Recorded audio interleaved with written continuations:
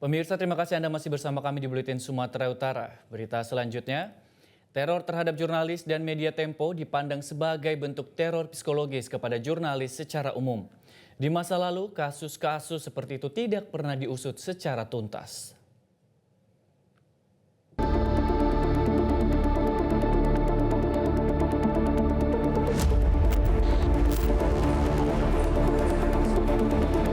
Inilah suasana ketika sejumlah seniman dari berbagai daerah di Jawa Tengah menggelar aksi solidaritas terhadap jurnalis Tempo yang mendapatkan teror berupa pengiriman kepala babi.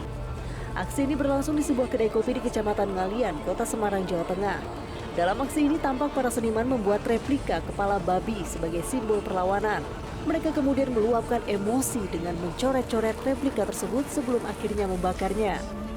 Pembakaran ini dilakukan sebagai bentuk protes terhadap pencurian dan pemberedelan karya yang dianggap sebagai ancaman terhadap kebebasan berekspresi.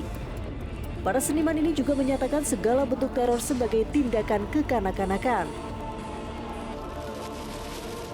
Sebelumnya, paket potongan kepala babi dikirimkan kepada jurnalis Tempo yang juga host podcast Bocor Alus Politik, Francisca Christy Rosana alias Cica pada Rabu 19 Maret pukul 16.15 waktu Indonesia Barat. 3 hari kemudian, tepatnya pada Sabtu pagi, kantor redaksi Tempo kembali mendapatkan kiriman kedua berupa kotak berisi bangkai tikus. Kotak kardus yang dibungkus dengan kertas kado bermotif bunga mawar merah ini dikira bungkusan mie instan oleh petugas kebersihan. Namun saat dibuka ternyata isi kotak kardus adalah bangkai tikus berjumlah 6 dengan kepala terpenggal. Teror kepala babi dan bangkai tikus dengan kepala terpenggal ini bukan main-main. Sepertinya targetnya bukan hanya wartawan dan institusi Tempo yang selama ini bersikap kritis, tetapi juga teror psikologis terhadap siapapun yang bersikap kritis. Di sisi lain, alih-alih memberi respons simpatik, istana justru memberikan respons yang sinikal. Adalah Kepala Kantor Komunikasi Kepresidenan Hasan Nasbi yang merespons kasus pengiriman kepala babi kepada jurnalis Tempo dengan mengatakan bahwa kiriman kepala babi itu dimasak saja.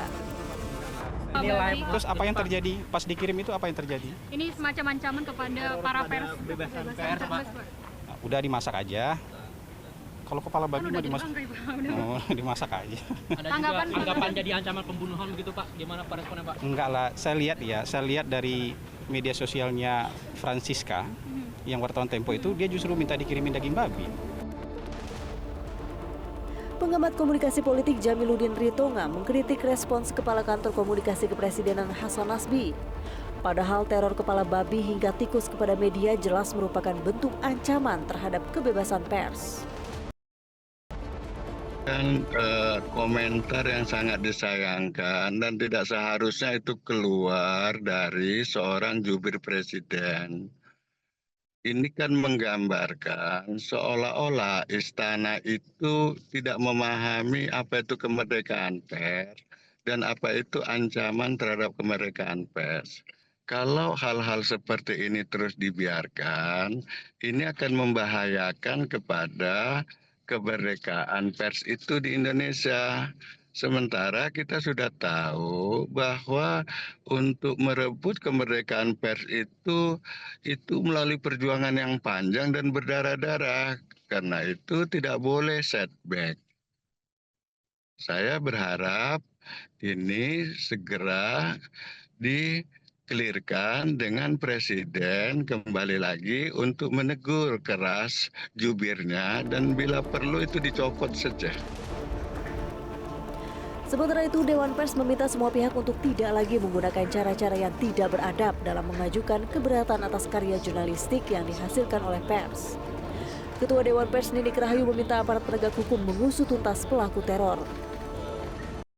Pers mengutuk keras segala bentuk teror terhadap jurnalis. Hal ini sehubungan dengan pengiriman kepala babi yang dibungkus kotak kardus ke kantor Tempo dan ditujukan kepada jurnalis Tempo Francisca Christy Rosana kemarin, Kamis tanggal 20 Maret tahun 2025. Terkait peristiwa tersebut, Dewan Pers menyatakan sebagai berikut. Yang pertama, Tindakan tersebut merupakan bentuk nyata teror dan ancaman terhadap independensi serta kemerdekaan pers. Menanggapi hal itu, Kapolri Jenderal Listio Sigit Prabowo memerintahkan Kabareskrim Polri untuk mengusut kasus teror terhadap jurnalis dan kantor redaksi Tempo. Peristiwa di media Tempo, saya sudah perintahkan kepada Kabareskrim untuk melaksanakan penyelidikan lebih lanjut. Dan saya kira kita semua tentunya akan memberikan pelayanan yang terbaik untuk bisa menindaklanjuti. Menindaklanjuti kasus ini, Bareskrim Polri tengah memburu satu terduga pelaku teror pengirim potongan kepala babi dan bangkai tikus ke kantor media Tempo. Penyidik Bareskrim kini tengah mengecek dan melakukan olah tempat kejadian perkara. Direktur Tindak Pidana Umum Bareskrim Polri Brigjen Pol Juhandani Raharjo Puro menyatakan pihaknya telah mengumpulkan bukti rekaman CCTV yang ada di lokasi dan sepanjang jalan yang dilalui terduga pelaku teror. Dari hasil rekaman CCTV ada sosok terduga pelaku teror yang kini tengah diidentifikasi. Selanjutnya Bareskrim akan mencari satu terduga pelaku teror tersebut. Selain CCTV, Bareskrim juga telah meminta keterangan sejumlah saksi. Ya tentu tim kita sedang turun di lapangan, sedang melakukan penyelidikan. Teknis penyelidikan saya tidak bisa sampaikan di sini. Ya, silakan. Sudah berapa saksi Pak sejauh ini yang diperiksa Pak? Ya namanya sedang penyelidikan nantilah ya. Dan Kemarin periksa CCTV Pak. nanti.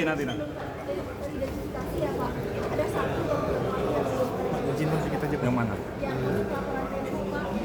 Ya kan sedang dalam lidik. Lagi lidik kok. Nah, prosesnya nantilah ya. Akan diusut dengan tuntas ya Pak? Semua proses laporan masyarakat tentu kita sikapi. Ini kepalanya nih, Bang. Kita lakukan penyelidikan Mantap, Bang. baik. Iya, Bang. Ya. Mohon doanya dari teman-teman semuanya ya. Siap. Sejatinya tidak sulit bagi Polri untuk menangkap pelaku teror terhadap media Tempo. Namun seperti banyak kasus teror terhadap jurnalis di masa lalu, penyelesaiannya selalu tidak tuntas. Di antaranya kasus pembunuhan Fuad Muhammad Syafruddin alias Udin, jurnalis harian Bernas di Yogyakarta pada tahun 1996. Penyelesaiannya hingga kini tidak tuntas. Begitu juga kasus peretasan dan intimidasi terhadap jurnalis Tempo dan Narasi pada tahun 2020 hingga 2021. Meski kasusnya sudah dilaporkan ke polisi, hingga kini prosesnya tidak jelas.